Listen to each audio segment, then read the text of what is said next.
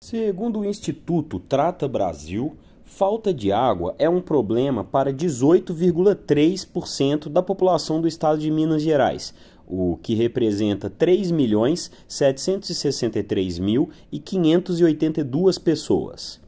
A situação é ainda pior em relação ao esgoto sanitário, já que 22,4% não têm acesso ao serviço, ou seja, mais de 5 milhões de pessoas. Os dados são do Sistema Nacional de Informações em Saneamento Básico, o SINISA, do Governo Federal de 2023.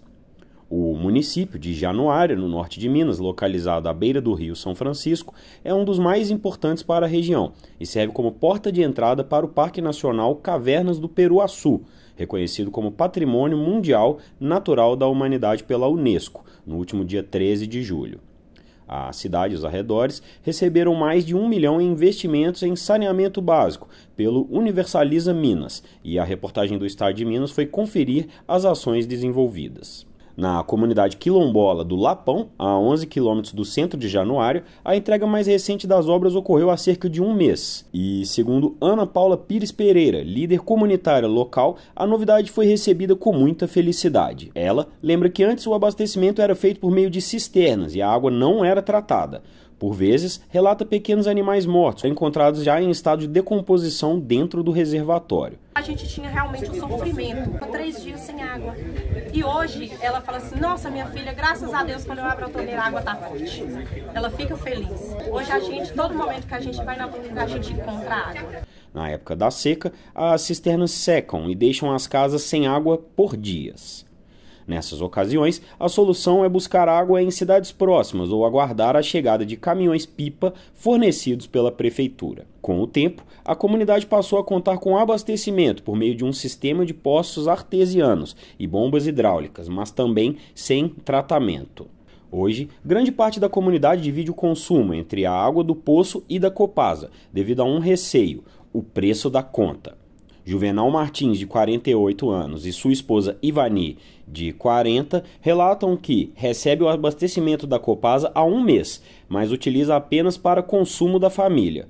O poço continua sendo destinado à irrigação e para tratamento de animais. Segundo eles, a água é mais leve e melhor para a saúde e que melhora muito para a qualidade do consumo das pessoas. Segundo a Copasa, por se tratar de uma comunidade quilombola, as famílias que estiverem inscritas no Cadastro Único para Programas Sociais, o CAD Único do Governo Federal, têm direito à tarifa social. O benefício deve ser solicitado por meio dos canais de atendimento da companhia. A rede instalada pela Copasa abrange toda a área do Lapão e da comunidade vizinha, Tabua. De distritos com necessidade do Universaliza, nas regiões do Jequitinhonha e Mucuri, norte de Minas, mas nós atendemos com o Universaliza a todos os municípios onde a Copasa tem contrato de concessão, onde ela pode atender. Dos 637, qualquer prefeito que queira acionar a Copasa para o atendimento a um distrito onde não há, até então, atendimento para saneamento básico, ele pode acionar a gente. Mas, ao andar pelas comunidades, é possível ver que, apesar de os cavaletes estarem instalados nos muros, várias residências ainda não contam com o hidrômetro.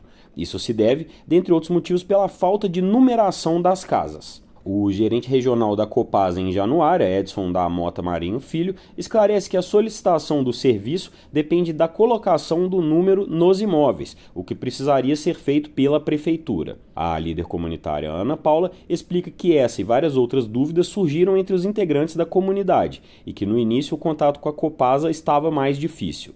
Segundo ela, esse aspecto tem melhorado, com telefones e uma agência móvel circulando pelos territórios para orientar a população. A dificuldade de comunicação, a gente não tinha contato, né? Como eu falei para vocês, a Copasa é novidade na nossa comunidade. Então a gente não tinha, a gente tinha que dizer, nossa, e o número da Copasa? Como a gente vai ligar? A gente não sabe o número da Copasa. Mas aí a gente foi tendo essas informações. Ana Paula, tem alguma coisa aqui? Nos chuveiros e pias da região, é possível perceber uma camada branca que se forma em volta das saídas de água, revelando a condição altamente calcária da água. Seu consumo recorrente pode levar até a problemas de saúde, como pedras nos rins, quadro frequente entre os moradores do Lapão e que atingiu Sandra de Santos Moura, que conta que pegava água em Januária porque tinha feito cirurgia nos rins e o médico teria proibido de tomar a água da cidade. Para entregar um fornecimento com baixo índice de calcário, a Copasa optou por utilizar a água do Rio São Francisco. Segundo a companhia, o padrão de potabilidade considera o limite máximo de 300 mg por litro de dureza na água. A água captada e tratada em Januária é entregue ao consumidor com 70 mg por litro. De acordo com a empresa, alguns estabelecimentos privados, prédios e condomínios residenciais optam por utilizar fonte própria de abastecimento, no caso o poço, que não passa por tratamento. E quando você fala de saneamento básico, como a própria expressão já diz, você está falando de qualidade ali daquele município aumenta tanto que ele passa a ser, sim, muito mais atrativo para investimentos, para emprego, renda. Como dizia Quintana, né, com um belo jardim você atrai mais borboletas. Né? O programa Universaliza Minas foi criado em 2023 e é um programa social que conta com um orçamento previsto de R$ 412 milhões e já atende 102 municípios e 261 localidades, beneficiando cerca de 83,4 mil pessoas. Até 2033, a estimativa é atingir até 2033 168 municípios e 649 localidades. O prazo segue o novo marco legal do saneamento, previsto pela Política Federal de Saneamento Básico. A legislação estipula que até o final de 2033, 99% da população brasileira deverá ter acesso à água tratada e 90% à coleta e tratamento de esgoto.